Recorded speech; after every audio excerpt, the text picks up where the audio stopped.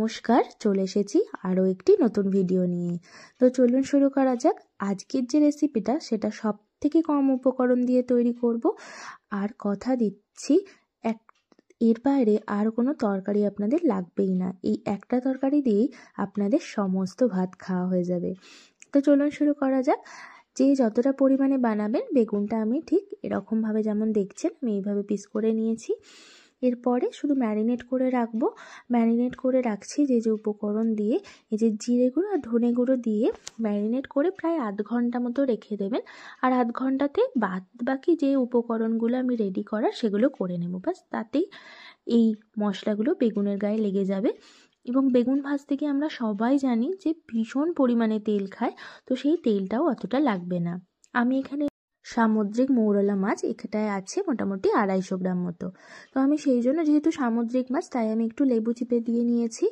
আর দিয়ে দিচ্ছি হলুদ গুঁড়ো, আর দিয়ে দিচ্ছি লবণ। এরপরে এটাও আমি আধ ঘন্টা মতো ম্যারিনেট করে রেখে দিয়েছিলাম।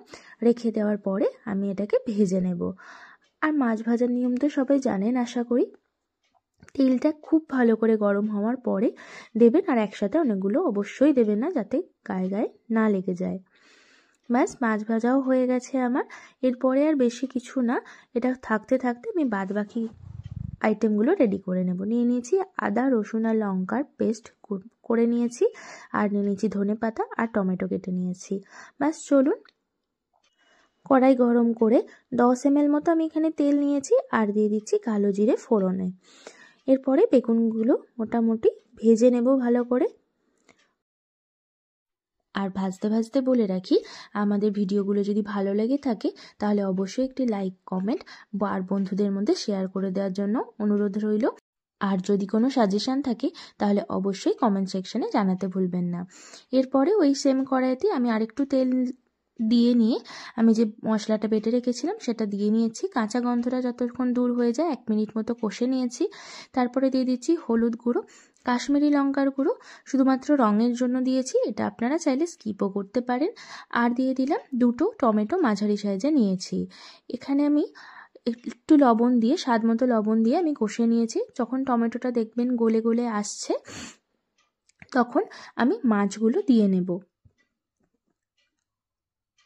মাছগুলো দিয়ে নিয়ে আমি ভালো করে এটাকেও প্রায় 3 থেকে 4 মিনিট মতো আমি কষে নিয়েছি। কষতে কষতে যখন দেখবেন তেল ছেড়ে এসছে, তখন হালকা একটু জল দিয়ে নিয়ে কষে নেবেন। আর যে জলটা আমি এক্সট্রা ইউজ করেছি, সেটা আমি একটু জলটা হালকা গরম করে নিয়েছিলাম। তো আপনারা যদি পারেন তো গরম জলটা ইউজ করতে পারেন, খুব গরম জল না, হালকা একদম লিউকওয়ার্ম ওয়াটার ইউজ করেছি। আর আপনারাও পারলে লিউকওয়ার্ম ওয়াটার বা নর্মাল জলও ইউজ করতে পারেন। এরপর যখন দেখবেন যে জলটা ফুটে এসছে, যতটা পরিমাণে ঝোল চাই ঠিক ততটাই করবেন। ব্যাস, হয়ে গেল। আমি বেগুনগুলোও দিয়ে দিলাম, আর নামানোর ঠিক আগে একটু বেশি করে ধনেপাতা দিয়ে নামিয়ে নেবেন।